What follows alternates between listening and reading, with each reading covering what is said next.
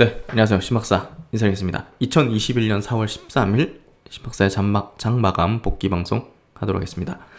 오늘 시장 화끈하게 1%씩 강한 흐름을 보여줬는데요. 특히 이제 코스닥 증시에서 이제 바이오주들이 정말 강한 흐름을 보여줬고, 최근에 약세를 좀 보였던 셀트론 그룹주도 이 상승에 이제 힘을 보태면서 강한 어떤 흐름을 견조하게 만들어주는 그런 흐름으로 가는 것 같아요. 아시아 증시 대비해서 한국 증시가 월등히 좀 강했던 것 같고요.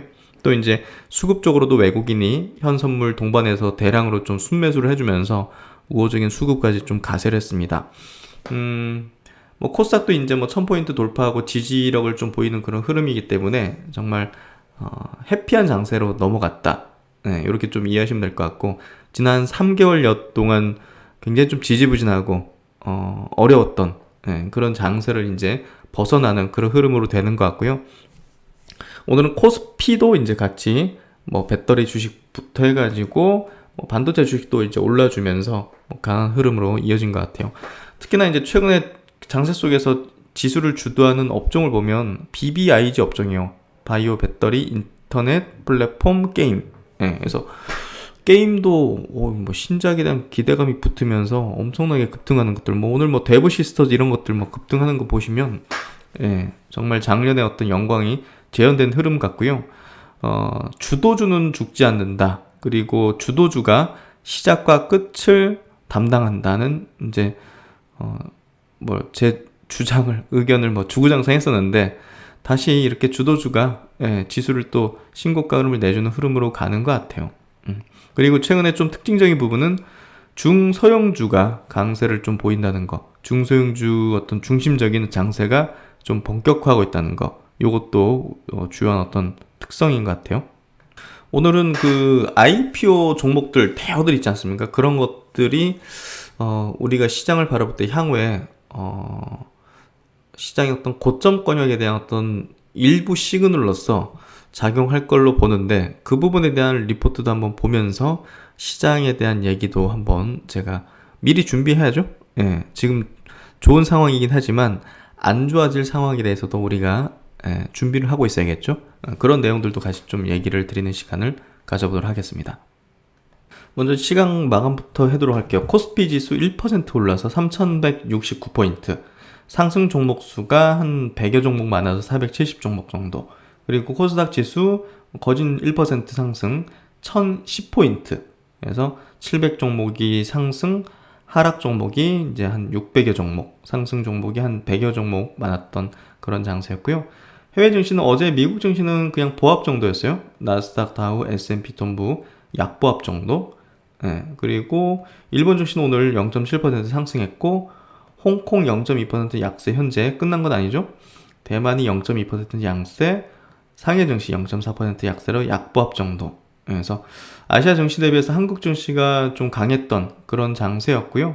최근에 이제 개인들 자금, 고객 예수금도 조금씩 늘어나요. 큰 폭은 아니지만 그래도 몇천억 단위 정도씩은 좀 늘어나는 흐름을 보이면서 조금씩 들어오는 것 같고요. 코인으로 갔던 자금들이 돌아오는 게 좀 중요할 것 같은데, 워낙 이제 그쪽이 변동성이 크다 보니까 그거 하다가 이제 주식을 보면 변동성이 크진 않잖아요. 그거보다, 코인보다는. 그러다 보니까 그 자금이 빨리 이렇게 넘어오거나, 이쪽에 활활 타오르는 코인처럼 순식간에 그런 흐름은 되지는 않은 것 같아요. 그럼에도 불구하고 이제 지수도, 코스닥 지수도 신고가 흐름으로 가는 거니까 20년 만에 그런 부분에서 위로 매물대 없는 지역, 그리고 더 이제 달아오를 수 있는 그런 지점으로 넘어가게 될 것 같아요. 저는 지금부터 코스닥은 가파르게 상승하는 궤적을 보이지 않을까, 그렇게 예상을 하고 있고요. 수급을 보면 코스피 시장 오늘 4,400억 외국인이 순매수했고요. 화학 업종이니까 배터리 쪽으로 많은 물량을 순매수했고, 반도체 쪽으로도 이제 상당 부분 순매수를 했네요. 통신 쪽, 최근에 이제 SK텔레콤도 이제 많이 상승했고, 오늘 LG U+도 한 4% 가까이 상승했죠. 그래서 통신 쪽으로도 한 800억 순매수한 흐름. 기관들도 오늘 순매수인데 연기금은 1000억 정도 순매도, 금융투자가 1700억 순매수. 코스닥은 특징적인 수급은 아니었던 것 같고요. 예. 그래서 주요 이제 뭐 수급 이런 내용들 체크를 해봤고, 지수 차트를 보도록 하죠. 코스피 지수 차트 여기 보시면 여기 이제 고개를 들기 시작했죠. 그래서 이제 여기 튀어오를 것 같은 그런 흐름으로 전개될 것 같고요. 코스닥 지수는 역시나 이제 전고점 벗겨내면서 이제 더 각도를 높이는 그런 흐름이 되고 있죠. 이런 흐름. 그래서 코스닥은 이제 점점 더 올라가면 올라갈수록 이제 가파르게 양봉의 이 크기가 더 커지는 그런 흐름으로 전개되지 않을까 생각이 됩니다. 그래서 굉장히 좋은 흐름이 되고 있고요. 어려웠던 구간을 잘 넘어가서, 이 구간은 정말 인내할 수밖에 없어요. 인내하거나 포트폴리오를 조금 이제 압축하거나 조금 리밸런싱하는 그런 어떤 그런 활용도로 좀 썼어야 됐고, 이걸 뭐 제가 볼 땐 피할 수 없었을 것 같아요. 이런 구간은 일단 견뎌야 돼요. 이게 여기서 사실 치고 나갈 수도 있는 거거든요. 이게 조정받을 수 있고 치고 나갈 수도 있고, 그러니까 그런 것 이제 강세장에서 단기 파동을 예상해가지고 뭐 미리 정리한다든지 이런 식으로 하는 건 저는 옳지 않다고 봐요. 그럼 큰 그 추세를 놓칠 수도 있어요. 그래서 그런 부분에서 이런 걸 인내하면서 가야 하는 게 맞다. 근데 어떤 정보를 갖고 있는 게 중요하죠. 그런 부분은 제가 이제 계속 일관되게 강조드렸으니까 성장주다.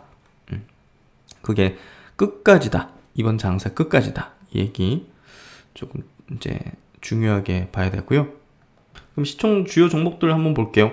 이제 삼성전자 하이닉스가 그래도 오늘 상승 양봉으로 이렇게 딱 바꿔주는 흐름.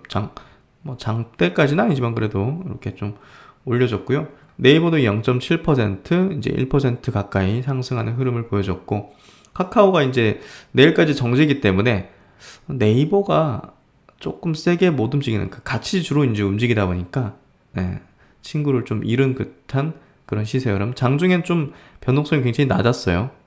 보시면 0.9%가 고가고 저가가 마이너스 0.9%, 등락이 뭐 2% 안에서만 움직이잖아요. 그래서 카카오가 이제 거래 재개돼야 네이버도 힘을 낸다. 그렇게 보면 될 것 같고, 오늘 배터리 주식이 제일 좋았어요.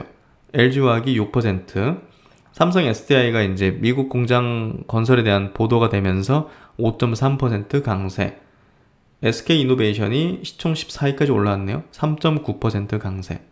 이렇게 좀 배터리 주식이 중심적인 어떤 강세를 보였고, 현대차 그룹주도 강했어요. 현대차 1.7% 강세, 기아 1.4% 강세, 모비스는 약보합. 그리고 셀트론 그룹주가 오늘 강했죠. 셀트론이 1.7% 강세. 수급 쪽으로 오늘 외국인이 좀 샀고, 기관은 좀 수급이 안 들어오는 것 같네요. 그 정도. 그리고 삼성바이오가 그래도 강보합 정도.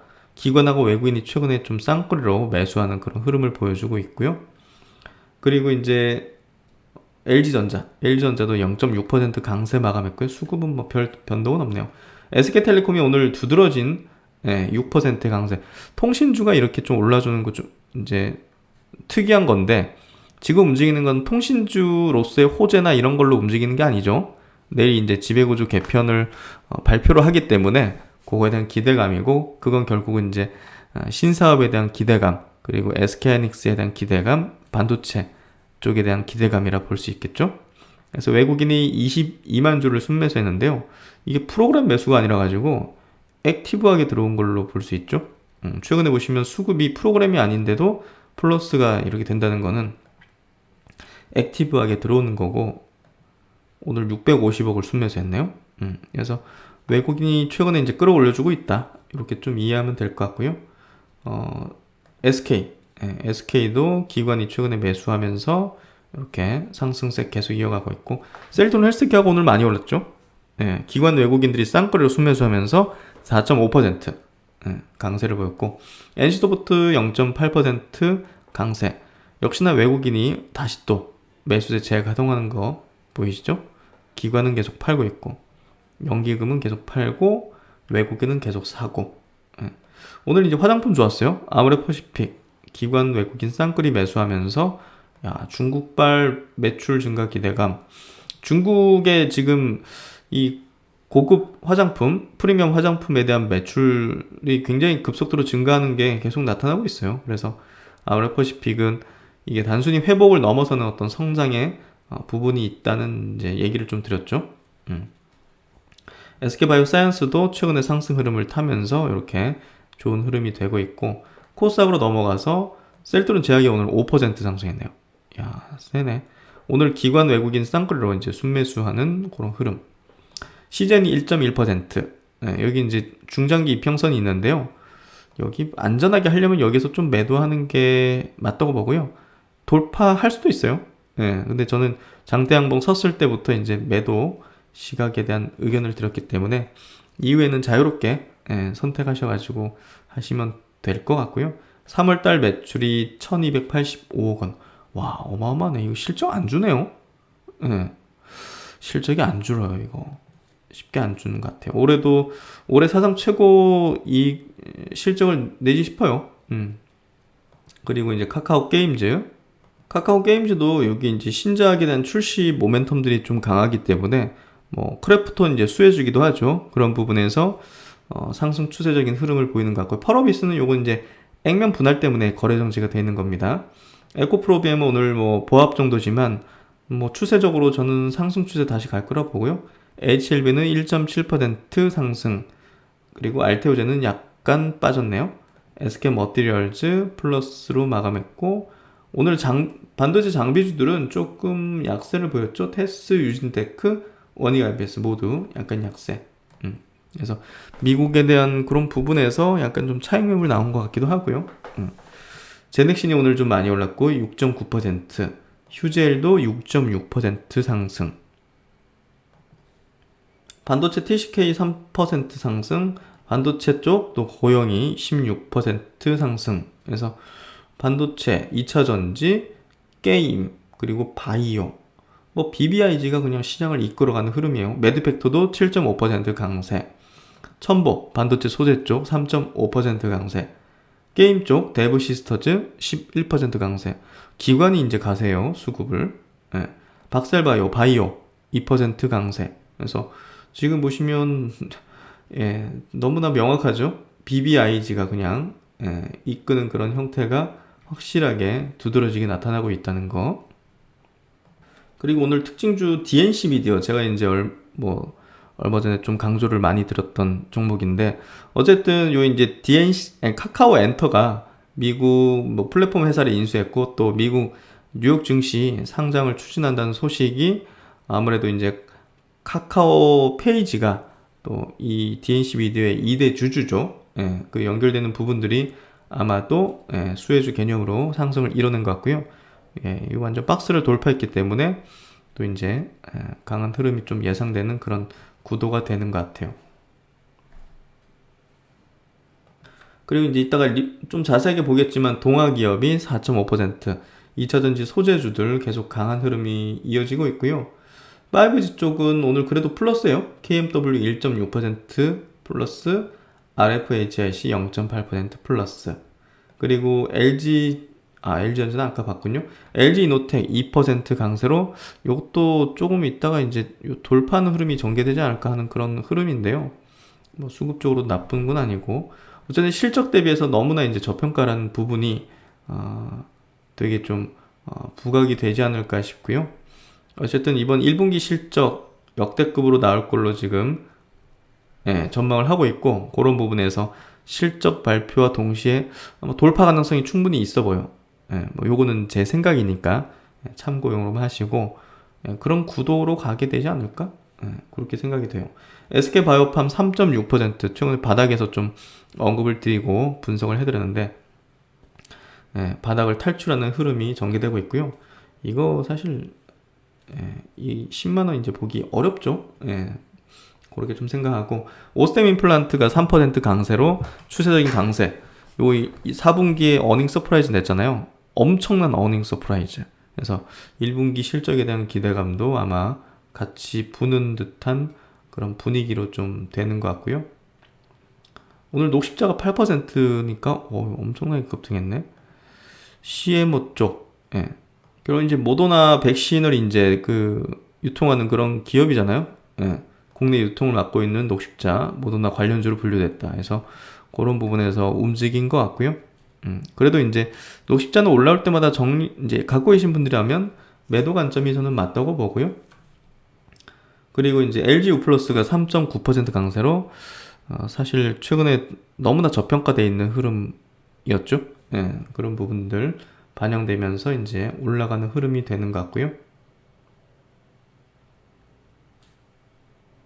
바이오 주식 중에서 오늘 안트로젠이 9.3% 많이 급등했네요. 뭐 특별한 내용은 없었던 것 같은데 어쨌든 강한 흐름이 좀 전개되고 있고, 메디포스트도 5.7%. 그러니까 바이오 종목들이 이제 같이 분위기 편승해서 이제 올라가는 거예요. 결국은 바이오는 분위기가 확 바뀌어요.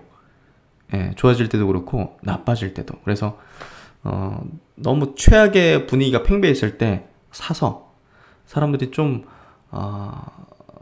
환희에 다들 차 있는 순간에, 예, 일단은 고점 아닌 것 같은데 이러면서도 그냥 팔아야 되는 그런 어떤 부분이 있어요.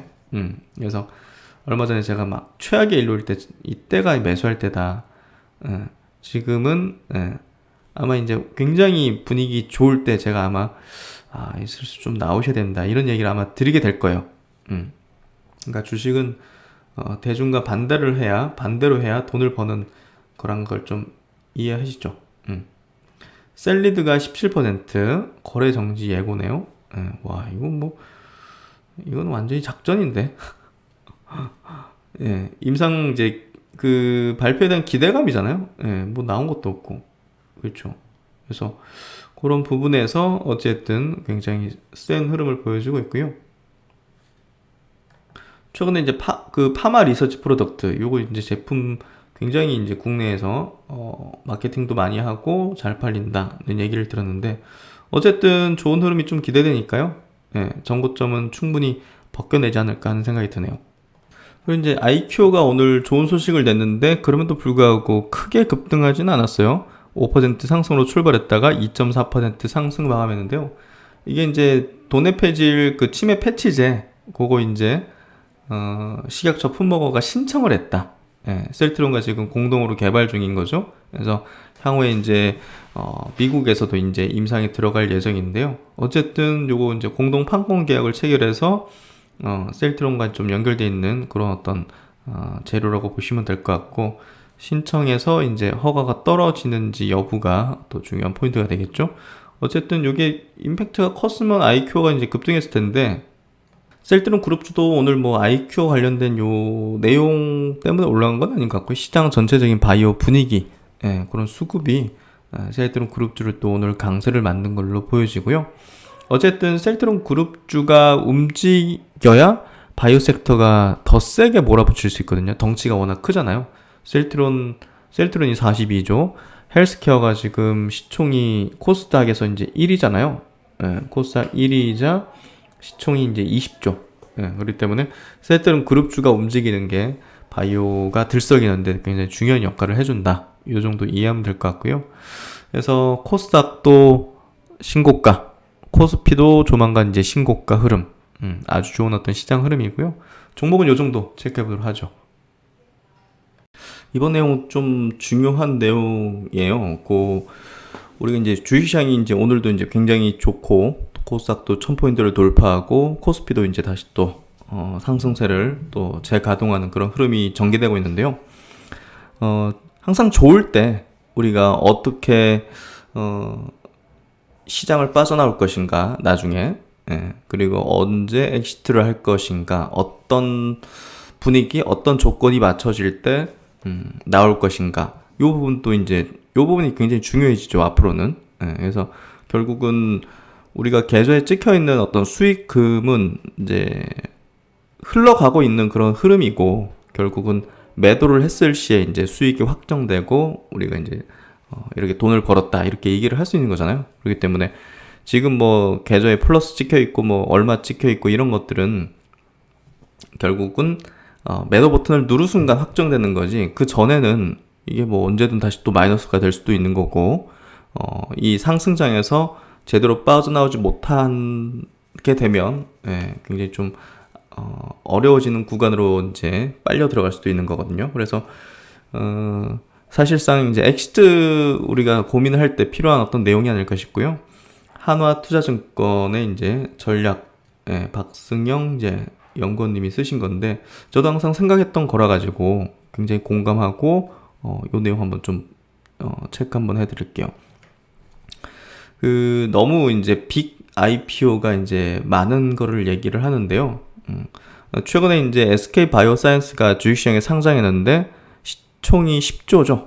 네, 시총이 10조. 지금, 13만 7천 원에 시총이 10조 5천억. 그러니까 이제 이런 어떤 큰 덩어리의 큰 시총의 이제 기업이 주식시장으로 들어온다는 거는 사실, 여기도 이제 나와 있지만 좋은 건 아니에요. 그러니까 시장의 유동성이 지금 굉장히 풍부한데 그걸 이제 이렇게 거기에 딱 묶이게 되는 거죠. 그러니까 추가적인 매수 여력을 이제 줄이는 그런 역할을 해주고, 지금 기업들은 시장 분위기 좋고 유동성 풍부하고 이렇게 강세장을 띄고 있을 때 IPO를 서둘러서 한단 말이에요. 이 시기에 또 이제 각광받는 그런 업종의 종목들 뭐, 그래서 2015년도 기억하실지 모르겠지만 그 당시에도 이제 한 6월, 7월 정도 이제 시장이 고점 찍고 쭉 떨어졌거든요.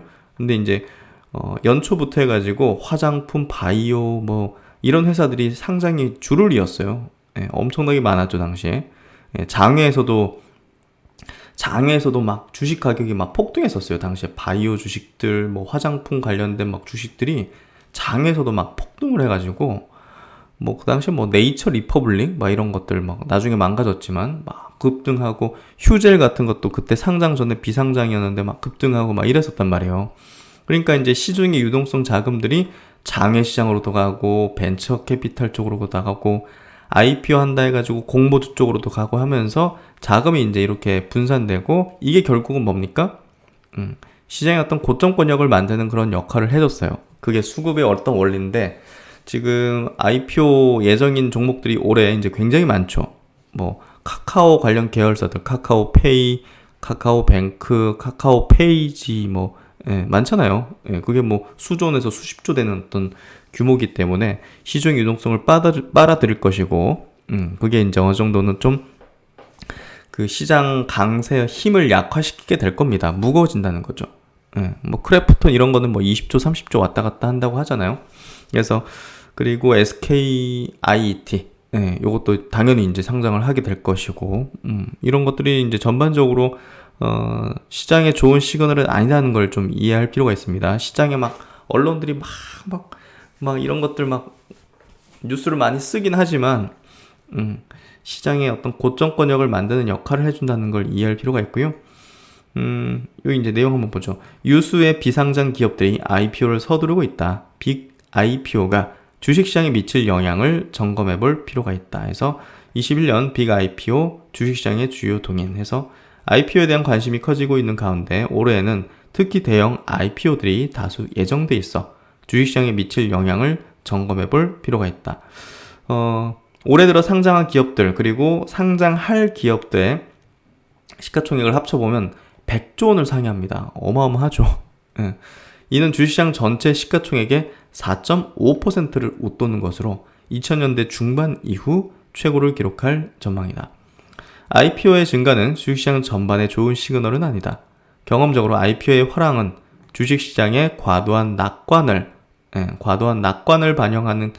반영하고 있었던 경우가 많았다. 그러면서 시장에 주식 공급을 늘려 수급에도 부담으로 작용을 했다. 그래서 이게 이제 결국은 경험이 없으셨던 분들은 요 과거에 이런 어떤 것들을 이해하고 계셔야 된다고 생각해요. 그래야 이제 현명한 판단을 하는데 이제 도움이 될 수 있는 거고. 그래서 이게 이제 IPO로 상장 기업 수가 증가하게 되면 해당 어떤 섹터, 뭐 최근에 이제 SK 바이오사이언스가 상장해서 그 해당 시총을 이제 크게 늘려줬고, 이 BBIG 쪽에 종목들이 이제 주로 올라오는 거잖아요, 결국은. 이런 것들이 높은 가치를 받을 수 있으니까 상장을 하는 거고, 그래서 시총 30위권에 한 2개에서 4개까지 어떤 종목이 바뀌고, 커뮤니케이션 섹터의 비중도 글로벌 평균을 웃돌게 된다. 뭐 카카오 계열사들이 많이 올라오니까 그런 부분에서 섹터 비중도 글로벌 평균적인 거에서 넘어서기 때문에 조금 수급적으로 부담이 될 수 있다. 이런 얘기를 하는 것 같고요. 팬데믹으로 촉발된 유동성 장세의 끝을 앞당기게 될 것이다. 이런 변화가 두 번째, 시장 참가자들이 기대했던 주식시장의 모습이 완성될 것이다. 세 번째, 기존 상장 주식들의 수급에는 부담이 될 수 있어서 주가 지수는 상승 없는 시총 증가를 경험하게 될 것이다. 지수는 올라가지 않는데 시총은 커져 있는 거. 마지막으로 이번 IPO의 특징은 각 섹터를 대표하는 기업들이 상장한다는 점이다.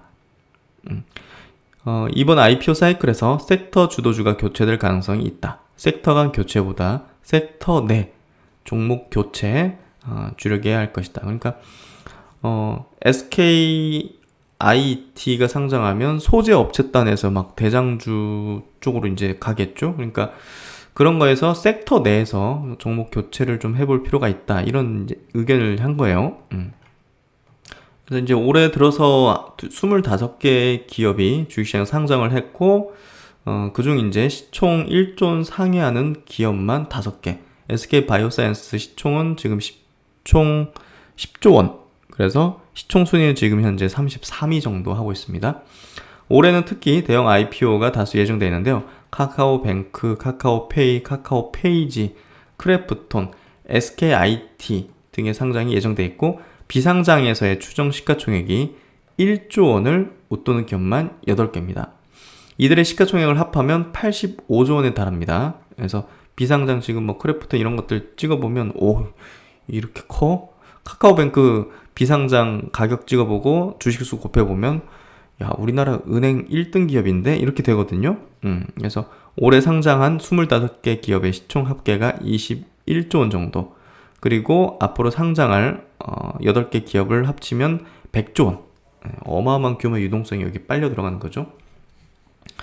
그래서 이제 이 IPO가 주식시장을 넘어서 경제 전반의 분위기를 반영하는 지표라고 생각한다. 맞습니다. 한국에서 해방 이후 가장 많은 기업이 상장한 해는 바로 96년입니다. 한국 경제의 낙관적인 분위기가 극에 달한 그 해였죠. 당시 이제 94년도 한국의 GDP가 처음으로 $10,000를 넘어서서 야 이제 뭐 중진국 들어가구나 뭐 이런 식으로 됐었고 96년 말에는 OECD에 이제 가입을 하면서 이제 뭐 세계 자유화 우리도 이제 선진 국가 대열에 들어갔다. 그런 어떤 낙관적인 분위기가 굉장히 팽배했던 것 같아요. 94년에서 96년 GDP에서 고정자본 형성이 차지하는 비중이 40%를 넘어서 이 막 공장도 만들고 막 투자를 엄청나게 늘린 거죠. 그래서 레버리지를 높여가지고 엄청난 투자들을 집행했고 뭐 당시 뭐 함보라든지 뭐 기아차 이런 것들 대우 뭐 이런 것들이 많이 투자를 집행했죠. 그래서 이제 고정자본 형성 차지하는 비중이 40%를 넘어서 기업들이 미래를 낙관하고 있었음을 보여준다. 그래서 이제 96년도에 이제 상장 기업 수가 370개, 25년이 지난 현재까지도 96년보다 더 많은 기업이 상장한 해는 없었다. 근데 이제 그때는 코스닥 시장이 개장한 해였어요. 그렇기 때문에 이제 이런 많은 기업이 이제 상장을 했고 뭐 시장 전반적인 분위기 자체가 굉장히 낙관적이었던 거죠. 그리고 나서 97년도 이제 IMF가 뻥 터진 거죠. 그래서 과도한 낙관이 형성될 때는 우리가 이제 뭐 부담을 좀 느껴야 되고 시장을 엑시트하기 위한 어떤 그런 준비들을 좀 할 필요가 있다고 보여지는데요. 저는 그 시그널 중에서 IPO의 어떤 규모, IPO가 들어오는 어떤 기업의 수라든지 이런 것들이 굉장히 중요한 부분을 차지한다고 봅니다. 그러니까 어떤 한 조건으로만 시장이 고점이다 이렇게 판단할 수가 있는 건 아니고요. 여러 가지가 복합적으로 이제 이런 거 하면서 이제는 이제 물량을 정리를 해야겠구나 이런 것들을 판단할 수 있는 거거든요. 그 중에 하나의 어떤 지표로서 이 IPO 부분이 또 중요한 역할을 저는 차지한다고 봅니다. 그러면 이제 이 IPO가 주식시장에 미치는 영향 한번 구체적으로 얘기를 해보면요. IPO의 증가는 주식시장 전반에 좋은 시그널은 아니다. 경험적으로 IPO의 화랑은 주식시장의 과도한 낙관을 반영하고 있었던 경우가 많았다. 96년 이전에도 중동붐이 있었던 76년, 올림픽을 개최했던 88년, IT 호황이었던 2000년, 바이오 붐, 화장품 붐 이런 것들이 시작됐던 2015년에 상장이 상당히 많이 증가했었죠. 그러면서 이제 공급 부담이 증가하죠. 실적 장세가 마진율이 더 이상 오르지 못할 때 끝난다면 유동성 장세는 주식의 공급이 더 이상 받아내지 못할 때 끝난다. 그래서 올해 이제 100조 규모의 이런 IPO 물량이 나온다는 거는 상당한 지금 유동성에 비춰볼 때 꽤나 큰 규모라는 거죠. 각각 2011년, 2015년이 최근에 견줄 만한 사례였다. 시가총액 수치를 구할 수 있는 2000년 이후 연간 IPO 총액은 2000년 중반 이후부터 시총의 4.5%를 넘지 않았다. 예. 2001년도에는 뭐 엄청난 버블이었기 때문에 시총의 12%. 그러니까 그때는 뭐 엄청난 낙관적인 분위기. 이거는 뭐 가도했다 볼 수 있는 거죠. 뭐 그 당시에는 근데 이제 신규 상장이 아니라 뭐 분할 상장이라든지 뭐 이런 것들이 많았던 걸로 이렇게 좀 보여지는데요. 올해 들어서 이미 진행된 IPO 25건과 IPO가 유력한 8개 기업의 장외 시가총액을 합하면 대략 100조 원을 웃돌 걸로 예상된다. 이는 기준 시총의 지금 전체 이제 시총의 한 4.5%를 넘는 수준으로 2000년대 중반 이후 최고를 기록할 전망이다. 10에서 20% 정도인 신주 공모와 알려지지 않은 기업들의 상장까지 감안하면 공급 부담은 더 클 것이다. 그래서 8개 기업 말고도 이제 여러 기업들이 또 상장할 수 있기 때문에 뭐 그런 것까지 치면 공급 부담이 더 클 것이다. 그럼 이제 IPO가 이루어지기 위해서는 뭐 결국은 주시장 들어올 때 많은 투자들이 투자를 해야지 이제 이루어지는 건데요. 결국은 이제 그 기업들이 이제 업황에 대한 낙관을 하고 있어야 돼요. 그래서 이런 낙관적인 전망 하에서 이제 여러 가지 투자를 앞으로 집행할 거에 대해서 그걸 이제 발표하고 우리는 이렇게 자금을 이렇게 쓸 것이다. 그게 이제 사람들도 대중들도 이제 공감하고 그래 이 돈을 가지고서 공장을 늘리고 이렇게 기업을 인수하고 이러는데 써가지고 이 기업이 성장할 수 있지. 예, 이런 게 이제 공감이 돼야 된다는 거죠. 지금 그런 걸 공감할 수 있는 게 당연히 뭐 바이오 배터리, 뭐 인터넷 플랫폼, 게임이라든지 이런 분야겠죠. 예, 그러니까 그런 분야의 기업들이 이제 주로 상장을 하고 그런 기업들에 대해서 많은 투자들이 낙관적으로 이제 미래를 바라보면서 투자 계획에 대해서 공감을 하고 IPO에 참여를 해서 이렇게 시장의 어떤 유동성을 이쪽에 많이 넣게 되는 거죠. 예.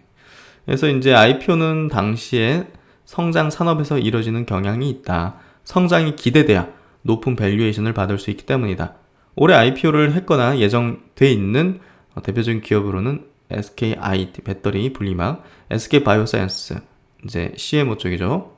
카카오 계열사들, 인터넷급 플랫폼 기업들 이제 많은 투자가 필요하고 이제 계속 확장해 나가기 위해서 뭐 IPO를 하고 IPO가 또 돈뿐이 아니라 또 대외적으로 이제 브랜드를 알릴 수 있는 기업을 알릴 수 있는 그런 어떤 그 목적도 있죠. 그래서 크래프톤 요것도 이제 많은 게임을 이제 또 앞으로 또 만들어내고 출시해야 되기 때문에 그래서 K뉴딜, BBIG로 대표되는 성장 테마에 속한 기업들이 이제 주요 이제 IPO 기업이 되는데요. IPO로 상장 기업 수가 증가하면 해당 섹터의 시가총액 비중이 갑자기 증가하게 되죠. 그래서 이런 BBIG 테마의 시장 비중을 키우게 되고 결국은 천천히 비중을 늘리면서 이렇게 나아가는 게 중요한데 이렇게 하면서 성장과 섹터 비중을 증시 내에서 섹터 비중을 점진적으로 늘리는 게 중요한데 하나가 갑자기 상장하면 팡 튀는 거죠. 네, 비중 자체가. 그러면서 이제 뭐 자산 배분이나 이런 자금 배분, 섹터 배분을 하는 어떤 메이저 투자자 입장에서는 약간의 어떤 부담을 느껴서 섹터 내 예를 들면 뭐 이런 거죠. 그 빅히트 엔터테인먼트가 이제 뭐 사실 뭐 엔터 기업이라 볼 수는 없지만 어쨌든 요게 상장할 때 JYP나 이제 YG나 뭐 SM을 뭐 일부 비중을 줄여가지고 요걸 넣거나 뭐 이런 식이 될 수 있다는 거죠. 그래서 결국은 천천히 이렇게 되는 게 중요한데 한 번에 덩치 큰 것들이 확 들어오니까 그게 조금 부담이 되는 그런 경향이었던 것 같고 항상 그랬던 것 같아요. 그래서 올해 상장 가능성 거론되는 주요 비상장 기업 시총을 보면요. 카카오뱅크가 34조, 지금 장외에서 거래는 가격 기준입니다. 크래프톤, 배틀그라운드로 유명한 크래프톤이 22조, 토스로 유명한 기업 비바리 퍼블리카 8.2조 원, 거의 10조 원이죠. SKIT도 한 7, 8조 원 왔다 갔다 하고 있고요. 야놀자라는 기업도 6.6조, 뭐 10조 뭐 이런 얘기하고 있고 뭐 마켓컬리 같은 경우도 2.4조, 카카오 페이지 1.9조, 비썸코리아 1.5조, 뭐 이런 식으로 규모가 이제 상당히 크죠. 이런 부분들이 이제 부담이 되는 것 같은데요. 그래서 이제 앞으로 상장이 예정되어 있는 기업들 중 시총이 10조 원을 넘는 기업은 카카오뱅크, 크래프톤 등이며 SKIT, 비바리, 퍼블리카 등은 10조 원에 육박한다. 현재 시총 32, 커트라인이 12조 원 수준이어서 이들이 현재 장에서 형성된 가격으로 상장한다고 가정하면 시총 32건에서는 2개에서 4개 정도가 바뀌는 변화가 예상이 된다. 그래서 이제 올해 IPO 예정인 기업들은 각 섹터를 대표하는 기업들이 이제 대부분이죠. 이들이 해당 섹터에 미치는 영향을 잘 보여주는 사례가 빅히트의 상장 후 엔터주들의 움직임이다. 빅히트는 상장과 동시에 엔터 업종에서 가장 큰 주식이 됐죠. 상장 전에는 다른 기업들이 밸류에이션 상승 기대로 올랐지만 상장 직전에는 종목 교체 가능성으로 하락을 했죠. 그래서 결국 수급적으로 이거 이렇게 대장이 될 수밖에 없는 규모인데 딴 데 비중 낮추고 요걸 비중 올리고 이런 식으로 하는 거죠. 상장 이후에는 비슷하게 움직였다. 빅 IPO로 업종의 주도주가 바뀌는 과정은 해당 업종에 단기적으로 부정적이었다. 그래서 부담을 느낄 수 있는 부분들일 거라 보여지고요. 주요 비상장 기업 상장 시에 시총 32건 변화인데요. 카카오뱅크, 기아, 현대모비스 사이에 딱 안착하는 규모가 되는 거고요. 다른 은행주 보면 여기 뒤에 있죠. KB금융, 신한지주. 그리고 이제 크래프톤이 상장하면 NC보다 아마 시총이 높을 걸로 보여지고요. NC는 여기 뒤에 있죠. 그래서 게임 업종 내 대장주가 어떻게 보면 바뀔 수 있는 거고, 은행 업종 내 대장이 바뀌는 그런 흐름이 전개될 가능성이 상당히 높을 것 같아요. 그래서 이제 섹터 주도주의 교체를 대비를 해야 된다. 이제 그런 종목들이 상장을 하게 되면 그 섹터 내에서 주도한 종목이 교체될 수 있기 때문에 거기에 대비를 해야 된다. 딴 걸 팔고 이거를 사야 된다. 이런 얘기를 하는 것 같은데요. 여기서 좀 중요한 얘기는 요건 것 같아요. 대형 성장 기업들의 IPO는 팬데믹으로 촉발된 유동성 장세의 끝을 앞당기게 될 것이다. 요 한 문장을 매우 공감해서 제가 요 리포트를 여러분에게 읽어드리는 거예요. 그래서 이 IPO가 성공적으로 시장에 들어오고 엄청난 규모의 시총이 이렇게 형성돼서 딱 들어오게 되면 그 자체가 이제 이 시장의 강세 흐름의 기간을 짧게 만드는 요인이 될 거라고 생각하거든요. 근데 그 생각을 하고 있었는데 IPO도 이제 그 영향이 이제 역할을 해줄 거라고 생각돼요. 그래서 카카오뱅크 들어온다, 크래프톤 들어온다, 그 토스 들어온다 하면 일단은 이 시장이 조금 이제 고공권에 어떤 형성을 하게 되겠구나. 그렇게 좀 저는 생각을 해요. 그래서 그런 부분들, 그래서 이런 것들이 상장하게 되면 수급에 부담이 있어서 주가 지수는 상승 없는 시총 증가를 경험하게 될 것이다. 그래서 섹터 간 교체보다는 섹터 내 종목 교체에 한번 주력을 해봐야 된다. 이렇게 좀 의견을 주고 있네요. 그래서 좀 공감되는 그런 내용이었고, 항상 우리는 주식이라는 거는 향후를 대비를 해야 되는 거죠. 그래서 오늘은 요 내용은 이제 시장에 대한 내용, 그리고 향후 우리가 시장 어떤 고공권을 형성하는 그런 여러 조건 중에서 IPO의 물량 증가도 상당히 역할을 해주겠구나. 요걸 좀 인식하는 게 중요한 어떤 부분이 아니었을까 싶고요. 그 내용에 좀 이해하시는 그런 리포트 내용이 되었으면 좋겠네요. 그리고 이제 오늘 시장에서 강했던 종목 중에 하나가 또 이제 SK텔레콤입니다. SK텔레콤이 정말 무거운 종목인데 최근에 이제 상승 추세를 완전히 보이면서 지난 이제 3월달에 장대 양봉이 한번 세게 나왔죠. 8% 급등. 그리고 나서 조금 우상향에 약간 왔다 갔다 하는 흐름을 보이다가 지금 다시 또 이제 강한 어떤 장대 양봉을 좀 뽑아내는데요. 요 내용이 아마 영향을 미친 걸로 보여지고요. 특히나 이제 지금 SK텔레콤은 그 분할 지배구조 개편 이슈라는, 이게 이제 호재냐 이제 아니면 악재냐 뭐 이런 어떤 의견이 분분하지만 저는 명확히 이제 호재라는 측면으로 이제 접근해서 설명을 드렸고, 어쨌든 중간 지주에서 전환을 하는 부분을 하겠다고 이제 발표를 했습니다. 올해 안으로 해야지만 되는 그런 어떤 이유도 있는 거, 그런 거 이제 있고요. SK텔레콤은 이르면 14일 내부 임직원을 상대로 지배구조 개편 방향에 대한 설명회를 갖는다. 그래서 내일이죠. 박정호 사장이 참석해 지배구조 개편 방안에 대해서 직접 얘기할 것으로 알려졌다. 요 기대감이 아마 이제 부는 그런 상승이라고 볼 수 있을 것 같고요. 뭐 단기적인 시각으로 이렇게 접근을 한다면 내일 발표 나면 뭐 매도해 볼 수도 있겠죠. 일부. 그건 단기적인 시각이고.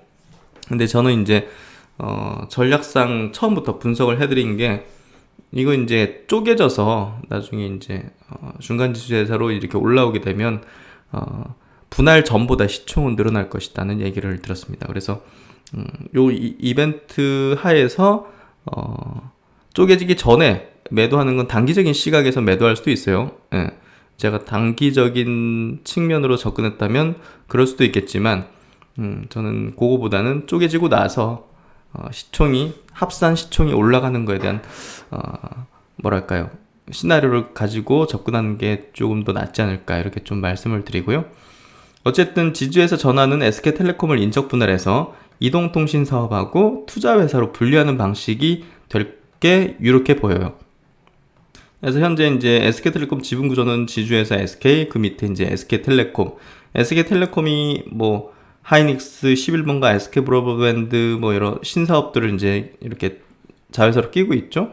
그래서 SK텔레콤이 어떻게 보면 이 신사업들에 대한 어떤 신사업 이런 가치에 대한 부분이 반영이 되지 못한 게 이게 그냥 한데 묶어서 있기 때문에 그런 현상이 좀 벌어지고 있는데요. 요걸 이제 이동통신 사업부는 이렇게 통신 사업부 아예 떼서 T1 뭐 가칭이죠. 이렇게 해서 밑에 SK브로드밴드 어차피 통신이니까 이쪽으로 이제 넣고 나머지는 반도체 커머스 뭐 신사업들을 T2라는 투자 회사로 이제 분할해가지고 요 밑에다가 이제 하이닉스 11번가 뭐 ADT 캡스 뭐 여러 가지 모빌리티 이렇게 이제 가지고 있겠다는 거죠. 그래서 하나씩 상장을 시키겠다는 거고, SK하이닉스가 이제 이게 손자회사로 있었잖아요. 지주회사, 그 다음 SK텔레콤, 그 다음에 이제 손자회사로 있다 보니까 이 손자회사는 그 인수합병 시에 100%로 이렇게 지분을 인수해야 되는 그런 조항이 있어요. 그런 것들을 조금 벗어나기 위해서는 이렇게 중간에 지주회사 형태로 해서 지배를 하는 게 낫다는 판단을 한 것 같아요. SK그룹에서도. 그래서 이제 그 반도체 뭐 그리고 신사업들을 이제 투자하는 그런 중간 지주에서 T2가 이제 반도체 소재 장비 사업에서도 공격적으로 인수합병에 이제 뛰어들 것으로 이제 예상이 되고 있고요. 그래서 반도체 사업부를 굉장히 좀 키우고자 하는 그런 어떤 의중을 많이 내비쳤기 때문에 앞으로 이제 M&A에 대한 부분도 굉장히 자유로워질 수 있다. 그리고 이제 그 일부 주주들이 지배구조 개편안을 임시 이제 주총 올릴 때 주식 액면 분할 관련 안건을 함께 올릴지도 관심이다. 일단은 그 주식 가격이 이제 30만 원을 넘어섰기 때문에 어쨌든 액면 분할하는 게 좋을 수 있죠. 예, 근데 뭐 기업 가치에 영향을 미치기보다는 유동성이 좀 올라갈 수 있다는 측면으로 이게 뭐 주식이 뭐 올라간다고 이렇게 확신할 수는 없는 거니까. 어쨌든 소액 주주들의 진입 장벽을 낮춰서 주주 가치와 기업 가치를 동시에 높이겠다는 전략으로 보인다. 그래서 액면 분할할 가능성도 있다. 이렇게 좀 이해하시면 될 것 같아요. 그리고 이제 오늘 또 중요했던 이슈가 이제 미국 백악관이 이제 반도체 화상회의를 이제 개최를 했지 않습니까? 그래서 이제 여기서 이제 나온 얘기 요지를 보면 일단 바이든 대통령이 이 반도체 산업에 대해서 인프라다. 예, 인프라 투자기 때문에 중국을 견제를 해야 된다. 요게 이제 핵심적인 요지였던 것 같아요. 예, 어쨌든 지금 미국은 중국의 첨단 산업을 견제하기 위해서 뭐 지적재산권이라든지 뭐 여러 가지를 이제 제재를 하거나 거기서 이제 공산당이 직접 소유하고 있는 그런 기업들에 대해서는 막 증시에서 퇴출시키거나 뭐 이런 것들을 좀 하지 않습니까? 그래서 결국은 이번 요지는 반도체는 인프라 산업이고 중국을 좀 견제하는데 같이 협조를 해야 된다. 뭐 그런 어떤 내용이 좀 주류였던 것 같아요.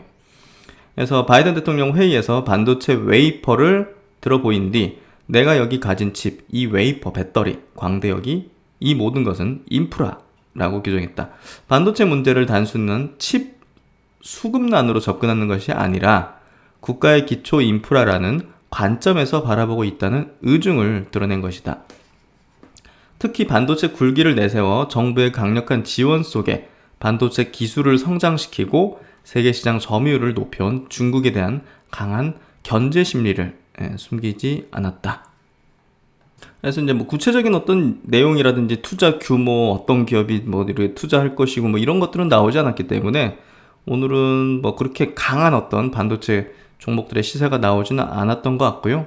어쨌든 지금 미국이 갖고 있는 반도체 산업에 대한 어떤 그 의미와 이제 그 이해도를 좀 알게 됐기 때문에 어쨌든 요 내용 계속 캐치업을 해야 될 것 같아요.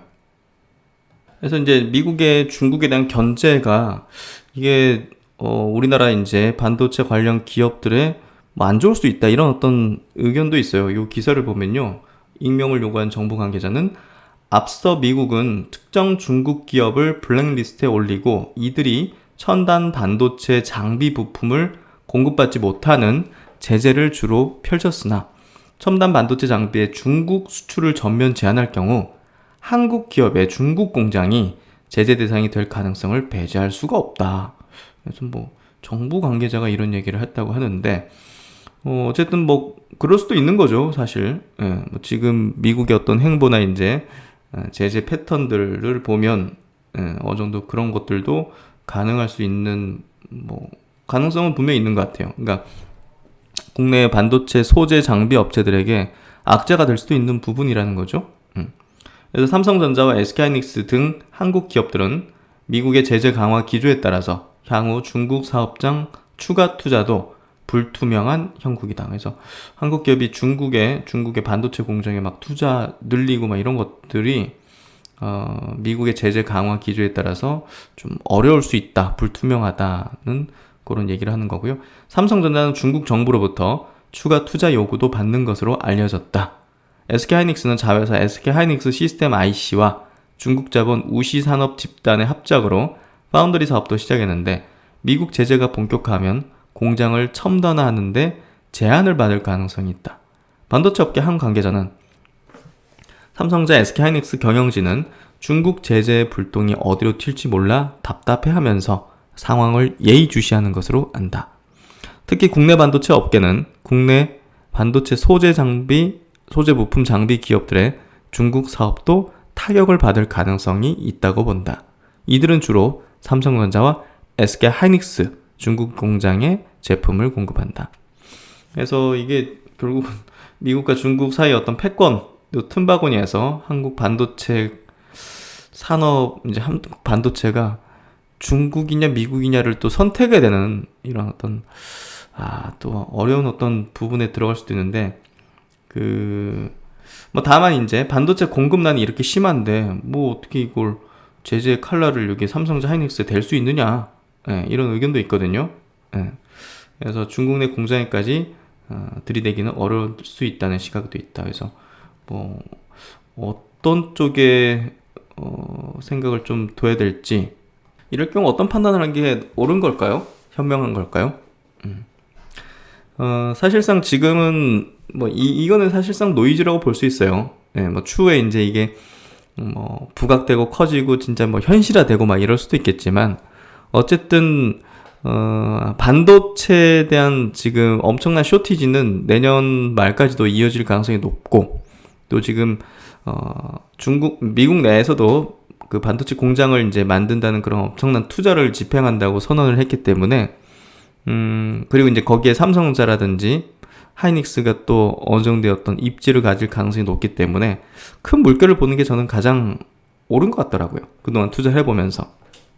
그래서 그런 부분에서 반도체 소재 장비 업체들이 저는 큰 물결 하에서 지금 사이클도 돌았고, 경기 회복에 따른 반도체 이제 호황 사이클도 돌았고, 또 구조적으로 그런 리쇼어링, 자국 내 이제 공장을 만드는 그런 어떤 수요라든지, 그리고 반도체 산업 자체가 지금은 인프라 사업, 국가의 어떤 경쟁력을 만드는 그런 주요 핵심 산업으로서 사실상 구조적인 성장까지도 붙여서 지금 올라가는 그런 흐름이기 때문에 소재 장비 부품 업체에 대해서 뭐 이건 노이즈라고 저는 생각을 해요.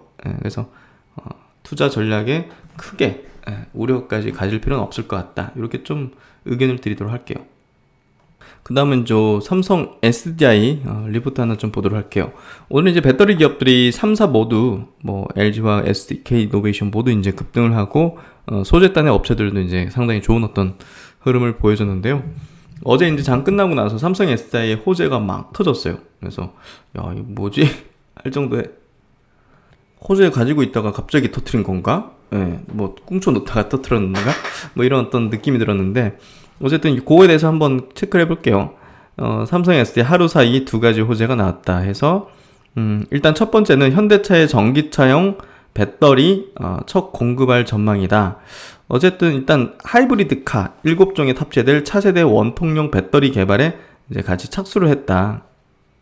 그래서 이제 공급과 관련된 큰 틀은 합의가 된 걸로 알려져 있고 현대차가 요청해서 차세대 배터리는 독자 규격을 갖출 걸로 추정된다. 그래서 아직 전기차에 들어간다는 걸 확정된 건 아니고요. 하이브리드카, 하이브리드카 이제 그래서 여기서도 이제 전기차용 배터리 첫 공급 전망이다. 전망하는 거죠.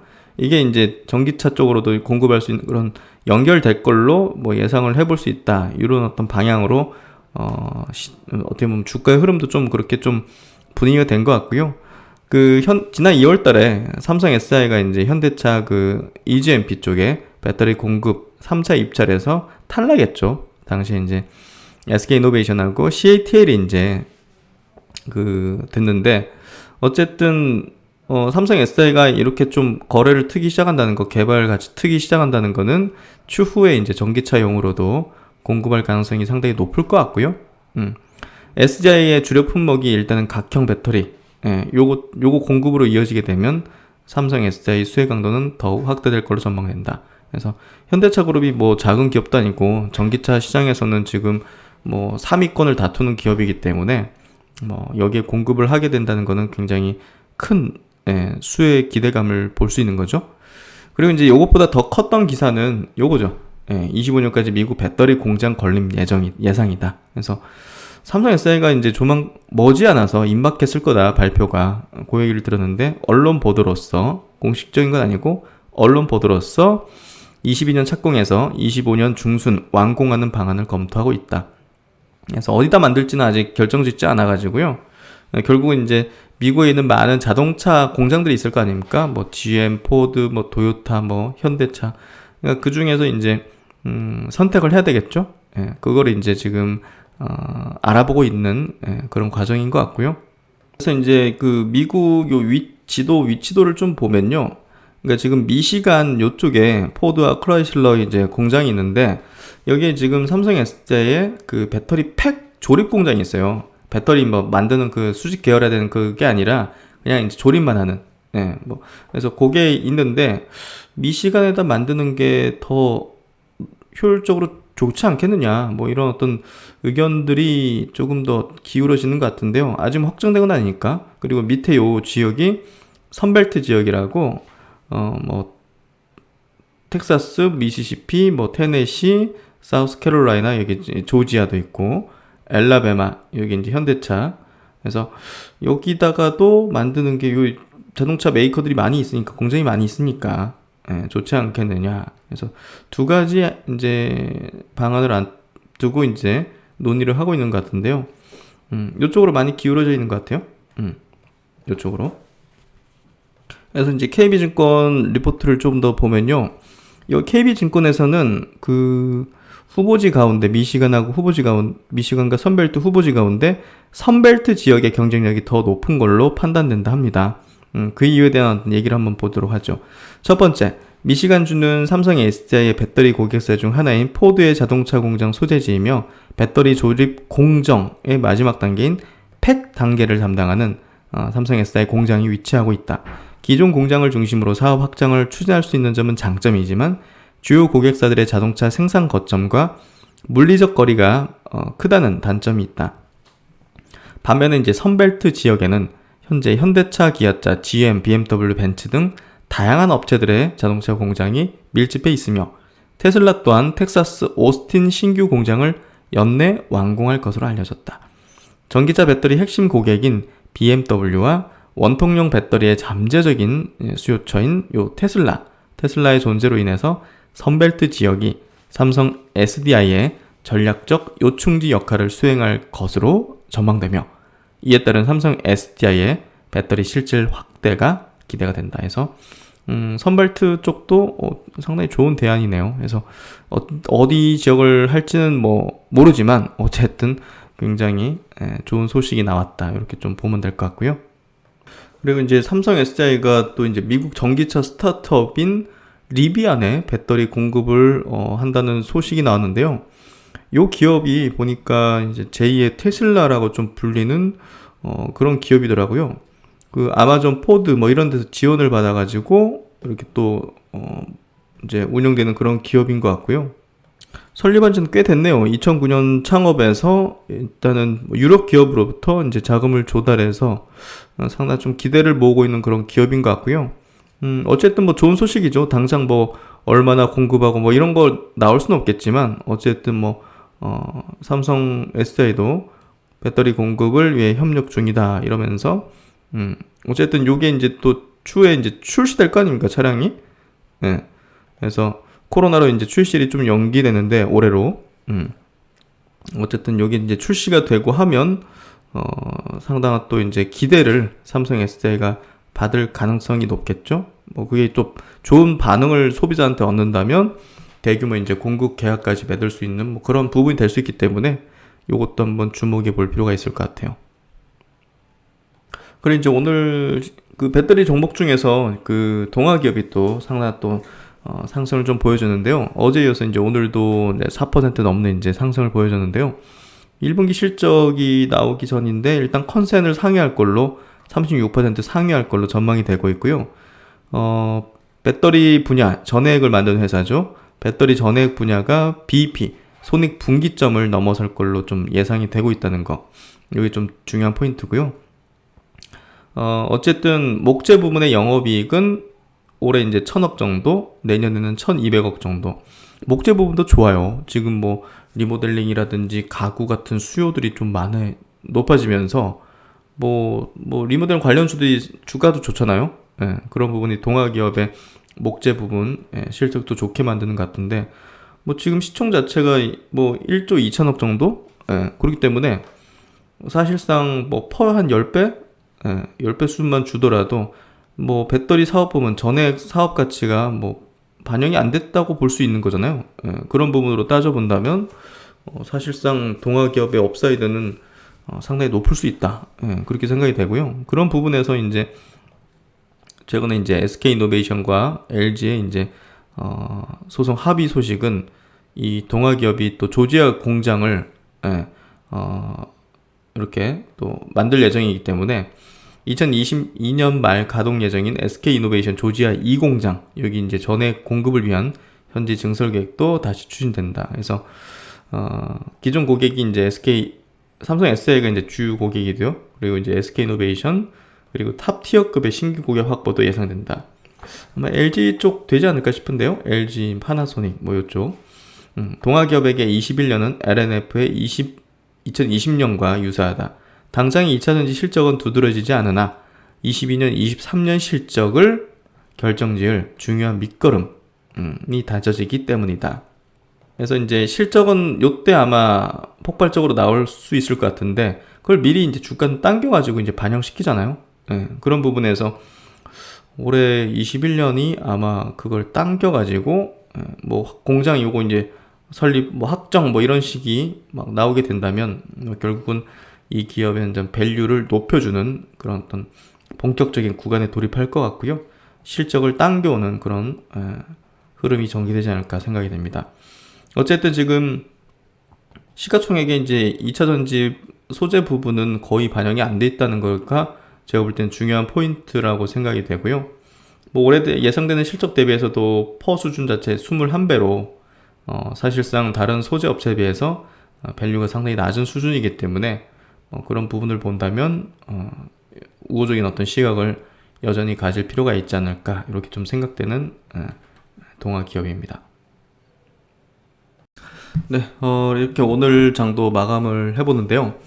오늘 이제 BBIG, 주요 이제 상승 종목들 해가지고 BBIG라는 섹터군이 이제 지수를 이끌었다는 걸 말씀을 드렸는데요. BBIG 관련해가지고 어떻게 보면 대형주가 아닌 약간 중형주, 뭐 중소형주, 시총이 뭐 한 5조 언더에 있거나 이제 한 1조 언더 정도에 있거나 하는 그런 종목군들 중에서 상당히 괜찮은 종목들이 많았어요. 그리고 그런 종목들이 뭐 시세가 무너지거나 붕괴되는 것도 아니고 그냥 옆으로 기면서 약간 흘러내리는 수준 정도? 뭐 그런 종목들이 많이 있었거든요. 그 대표 종목이 이제 그런 종목군 중에서 대표적인 것 중에 하나가 또 뭐 DNC 미디어 같은 그런 종목이었는데요. 결국은 저렇게 뭐 상한가 같죠? 예. 그러니까 기업에 대해서 명확하게 이해하고 있고 확신을 가지고 있으면 된다고 생각해요. 그러니까 시세가 뭐 한 정말 뭐 3개월, 6개월도 지지부진할 수 있는 거잖아요. 근데 결국은 한 방, 두 방으로 이제 다 끌어올려 버리거든요. 중소형주들 같은 경우는. 예. DNC 미디어 같은 경우도 시총이 그래도 이제 상한가 가가지고 6,500억인데 뭐 한 3천억에서 4천억 사이에서 되게 왔다 갔다 많이 했거든요. 예. 그때 이제 흔들리신 분도 많으셨겠지만 사실상 계속 제가 확신을 들었던 게 실적 방향성부터 해가지고 지금 가장 핫하고 그 웹툰, 웹소설 분야에서 카카오에 지금 공급하는 주요 1위 CP이기 때문에 그런 부분에서 걱정할 필요가 있을까? 예, 그래서 계속 이제 분기 단위 실적도 체크했고 문제가 없었잖아요. 그러니까 그런 것들을 모두 종합해서 문제가 없다면 시세가 뭐 만약에 뭐 고점 대비 한 20% 빠졌다 하더라도 더 사든지 들고 있어야 된다는 거죠. 예, 그래서 시세 흔들리는 게 되게 위험하다는 거, 아마 이제 이번 DNC 미디어의 어떤 흐름 속에서도 이해가 되실 거라고 생각하고요. 뭐 동아기업 같은 경우도 아마 그런 느낌들을 받으셨을 거예요. 그래서 결국은 얼마나 더 기업에 대한 이해도가 높은가, 공부를 많이 해서 알고 있는가, 그 부분이 중요한 것 같고요. 성장을 하는가, 모멘텀, 바이오라면 이제 모멘텀이 강력한 게 있는가, 차세대 글로벌 기술 트렌드에 앞장서 있는 건가, 이런 것들을 이제 보면서 판단을 해야겠죠. 단순히 이제 숫자 변동하는 거에 너무 반응하지 마시고, 결국은 가치에, 성장에 집중했다면 지금 흘러가고 있는 이런 강한 어떤 흐름의 시장에서 분명 여러분의 계좌 종목들은 주인공의 위용을 아마 보여줄 겁니다. BBIG가 이제 영광을 재현하고 있습니다. 이제 정말 시작인 것 같습니다. 이제 시작인 것 같아요. 네, 하여튼 오늘도 고생 많으셨고요. 비가 그래도 오들면서 그치고 날이 좋아지는 것 같아요. 하여튼 즐거운 저녁 시간 되시고 맛있는 거 많이 드시면서 소고기도 많이 드시면서 힘내고 이 강세장 함께 끝까지 가보도록 하겠습니다. 신박사의 꿈의 주식 동행은 다음 시간에도 이어지도록 하겠습니다. 감사합니다.